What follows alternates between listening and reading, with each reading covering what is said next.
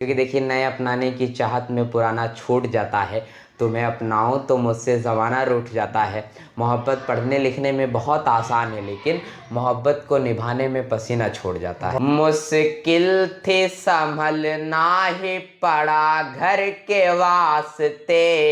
ये कविता है जी बिल्कुल सर। क्योंकि सियासत के शायर हैं तो कुछ कविता के माध्यम से दो शेर जी। कि मुश्किल थी संभलना ही पड़ा घर के वास्ते, फिर घर से निकलना ही पड़ा घर के वास्ते। मुश्किल थी संभलना ही पड़ा घर के वास्ते, फिर घर से निकलना ही पड़ा घर के वास्ते। मजबूरियों का नाम हमने शौक रख दिया, मजबूरियों का नाम हमने शौक रख दिया, हर शौक बदलना ही पड़ा घर के वास्ते। लहू की बात करता है, कफन की बात करता है, वो कारोबारियों के साथ धन की बात करता है, वो कारोबारियों के साथ धन की बात करता है। हमारे देश ने कैसा नमूना चुन लिया यारो, हमारे देश ने कैसा नमूना चुन लिया यारो। वतन की बात करनी थी तो मन की बात करता है, वतन की बात करनी थी तो मन की बात करता है। वो अपने आज आपके चैनल के माध्यम से यही कहूँगा कि जो कहते हैं आधी में पर ना तौला जाएगा, जी। जो कहते हैं आधी में पर ना तौला जाएगा, जो इस बात से खुश हैं हमसे लब ना खोला जाएगा, उनसे कहो हम तूफानों से डरने वाले लोग नहीं, कातिल को मरते दम तक कातिल ही बोला जाएगा। क्योंकि आप सभी दोस्तों को नमस्कार और अमरेश प्रजापति मैं हूं, और अभी आप फ्रेम में देख रहे हैं, आप हैं अल्ताफ प्रतापगढ़ी जी, और अभी युवा शायर हैं और बहुत अच्छे तरीके से शायरी लिखते हैं। और सरकार हो चाहे सत्ता पक्ष हो चाहे विपक्ष हो, समाज में हो रही कुरीतियों को उठाने का प्रयास करते हैं। अल्ताफ भाई बहुत बहुत स्वागत है आपका, अपना जी अपना समय दिया। और ये शायरी का संघर्ष या ये नज्म का आपके दिमाग में आइडिया कहाँ से आया?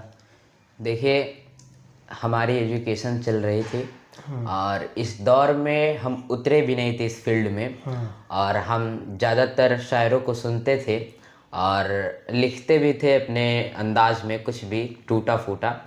और जब हमारी एजुकेशन चली तो हमारे सर शौकत सर ने हमें सपोर्ट किया और उन्होंने लगातार हमें कार्यक्रमों में लेके जा करके शायरों के बीच में रखा और उनसे हमारा परिचय कराया।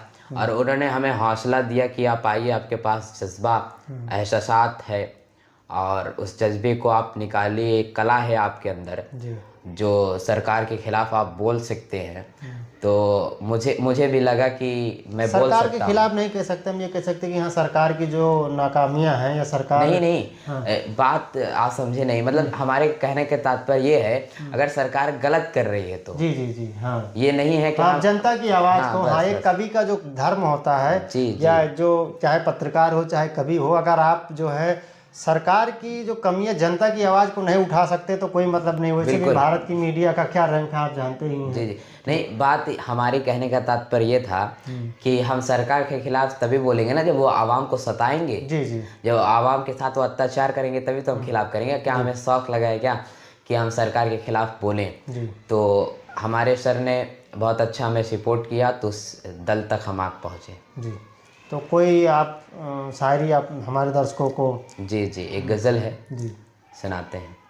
काश मेरे लफ्ज़ों को ये अंदाज मिले, काश मेरे लफ्ज़ों को ये अंदाज मिले, काश मेरे लफ्ज़ों को ये दाज मिले, जैसे गूंगे लोगों को आवाज मिले, जैसे गूंगे लोगों को आवाज मिले।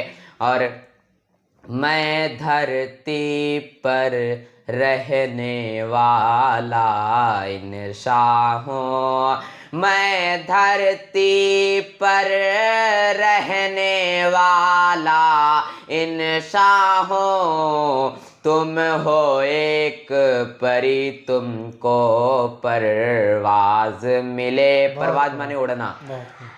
तुम हो एक परी, तुमको परवाज मिले। और कब तक तन्हा तन्हा उम्र गुजारे हम, कब तक तन्हा तन्हा उम्र गुजारे हम। अब ये जरूरी है कोई हम राज मिले, अब ये जरूरी है कोई हम राज मिले। अच्छा अल्ताफ भाई, आप बहुत अच्छा गाते हैं। वर्तमान में जो युवा वर्ग है जी। आज देखा जाए तो कोई किसी चीज़ में मस्त है, कोई किसी में मस्त है, तो युवाओं के लिए क्या कहना चाहेंगे? ज़्यादातर आज का जो प्रेम होता है जी जी। और जो कहीं आज शुरू हुआ कल जाकर के ख़त्म हुआ, तो जो युवाओं के लिए आप क्या कहना चाहेंगे? जो प्रेम में पड़ते हुए कोई प्यार के लिए दो शब्द उस पर शायरी कुछ सुनाइए हमारे युवाओं को। देखिए, आज का जो दौर है जी। उस दौर में आज के जो हमारे नस्लें हैं जी।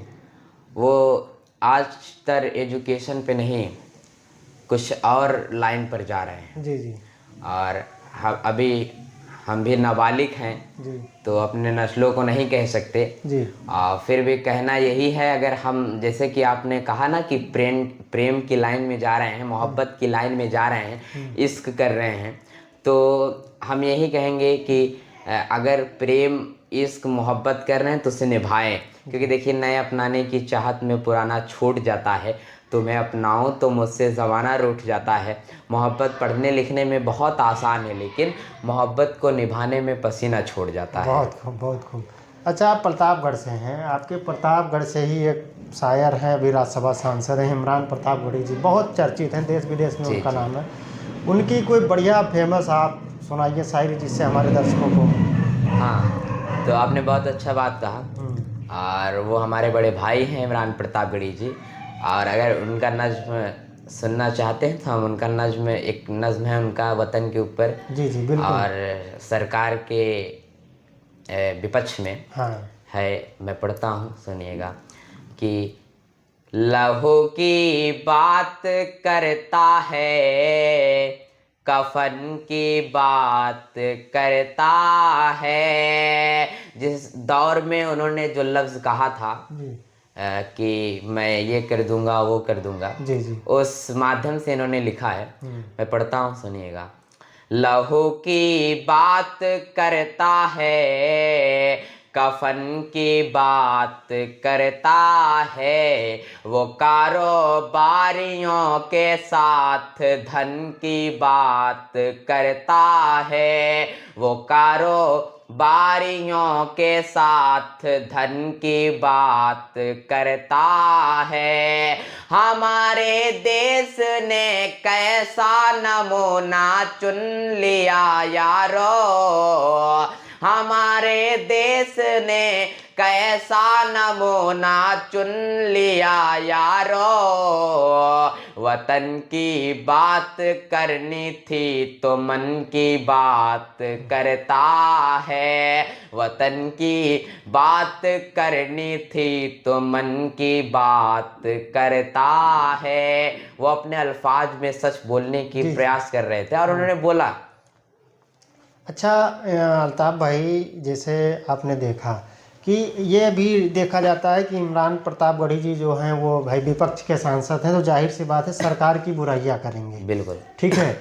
लेकिन एक कवि होने के नाते वर्तमान में जो देश का माहौल चल रहा है, देश में जिस तरीके से हिंदू मुस्लिम किया जा रहा है, युवाओं को जो है शिक्षा के मार्ग से हटा करके दूसरे रास्ते पर लाया जा रहा है, इस पर क्या कहना चाहेंगे आप? अभी एक युवा, या यूँ कहें कि अभी आप मतलब बालिग नहीं हुए हैं, नाबालिग अवस्था में हैं, उसके बावजूद भी आप अपनी आवाज़ को जो है पूरे मुल्क तक पहुंचाने का प्रयास कर रहे हैं, युवाओं को जागृत करने का काम कर रहे हैं। तो जो लोग समाज से भटके हुए हैं, जो हिंदू मुसलमान में भटके हुए हैं, जो जात पात में बटे हुए हैं, उनके लिए आप क्या कहना चाहेंगे? देखिए, आपने बहुत अच्छा प्रश्न कहा कि जातिवाद में बटे हुए हैं जी। और जातिवाद में बटे हुए हैं, मकसद उनका यही है, बांटने वाला कौन है जी ना। और जो बांटने वाला है वो भारतीय जनता पार्टी की सरकार है। जी। और हमारे इमरान प्रतापगढ़ी, हमारे बड़े भाई, उन्होंने अपने शायरी के माध्यम से बस लोगों की आवाज़ उठाने की बस कोशिश किया है उन्होंने जी। और बहुत बेहतर तरीके से उन्होंने किया कोशिश और कामयाब भी हो गए उसमें। जी। और राज्यसभा के सांसद हैं और राष्ट्रीय चेयरमैन भी हैं प्रेजेंट टाइम। और जिस तरह से ये माहौल चल रहा है, देखिए ये जो दौर है, हम इस दौर में यही कहना चाहेंगे अपने नई नस्लों को कि देखिए, अगर इस दौर में रहना है, अगर इस सरकार में रहना है, तो हमें यही कहना होगा कि एजुकेशन मजबूत होनी चाहिए। अगर एजुकेशन रहेगी, पढ़ाई रहेगी, देखिए हमारे पूर्वज कहते हैं कि शिक्षा वो शेरनी का दूध है, जो पिएगा वही दहाड़ेगा। हाँ, बाबा साहब भीमराव अम्बेडकर साहब ने कहा था। हाँ। तो आज जो दौर चल रहा है, इस दौर में जो विचारधाराएं हैं, देखिए सियासत कोई नेता नहीं करता, सियासत चार समाज के लोग करते हैं। समाज में अगर कोई भी बैठ गया तो बात वही चालू हो जाएगी कि उस दल का आदमी खराब है, उस दल का आदमी खराब है। तो इसे आपस में ही सियासत करते हैं। तो फिर सियासत तो हम लोग कर रहे हैं, वो तो हुकूमत है, वो तो अपने हिसाब से अपने सरकार, उसकी सरकार है, वो तो चलाएगी ही, पर सियासत करने वाला हमारा आवाम है। तो इस पे क्या कर कुछ आप दो शेर के माध्यम से हमारे दर्शकों को कुछ संदेश देना चाहेंगे? जी। सियासत पे देखिए, आज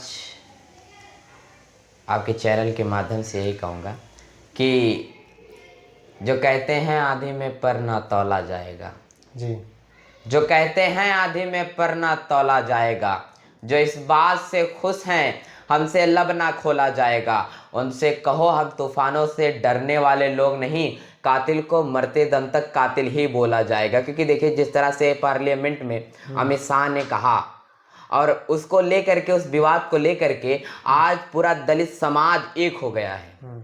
पूरा देश का जो भी हो, अल्पसंख्यक हो, ओबीसी समाज हो, दलित का जितना भी समाज है वो एक हो गया है। और वो आंदोलन करके जो है सड़क पर निकल आया है। और एक तरफ भीम आर्मी के प्रमुख राष्ट्रीय अध्यक्ष चंद्रशेखर आज़ाद जी, उस दौर में वो भी बोल रहे हैं। देखिए, हम किसी पार्टी के नेता को गलत नहीं कह सकते ना, सब अपना अपना कार्य कर रहे हैं। हाँ। पर जो गलत है वो दिख रहा है सामने कि कौन गलत है। और हमारा मानना यही है कि मोहब्बत कौन करता है, सियासत कौन करता है, मुझे मालूम है मेरी हिफाजत कौन करता है, हम ही ने लाज रखी है बुजुर्गों की यहाँ, वरना नहीं तो सब टुकड़ों पे पलते हैं, बगावत कौन करता है।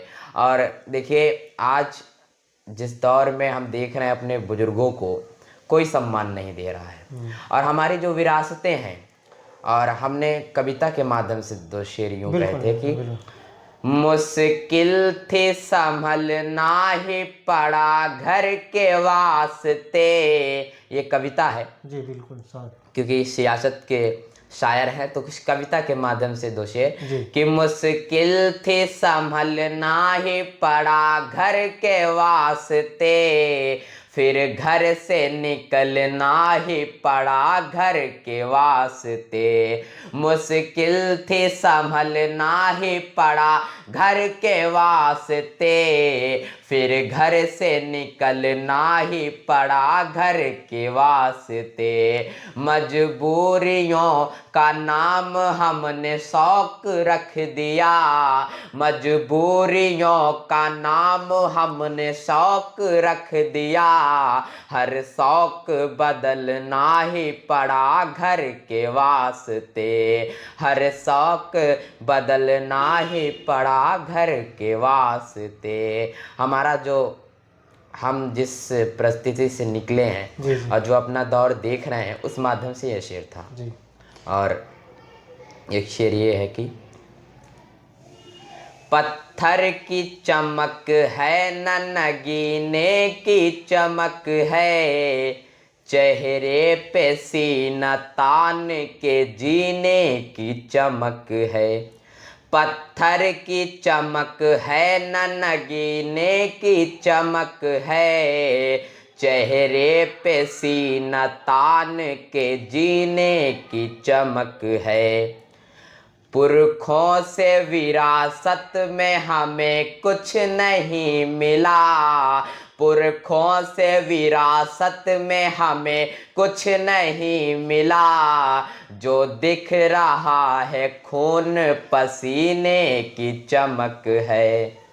चलिए, बहुत बहुत धन्यवाद अल्ताफ भाई, आपने अपना समय दिया जी। इसके लिए बहुत बहुत धन्यवाद आपको। और फिर मिलेंगे, आप सभी साथियों से फिर मुलाकात होंगे। अल्ताफ भाई से भी बराबर मुलाकात होती रहेगी। और कमेंट करके आप अपनी राय ज़रूर दीजिएगा। और अल्ताफ भाई के लिए आप सभी लोग भी कमेंट कीजिए और वीडियो को ज़्यादा से ज़्यादा शेयर कीजिए। बाकी खबरों के लिए आप बने रहे चैनल पर। जय हिंद।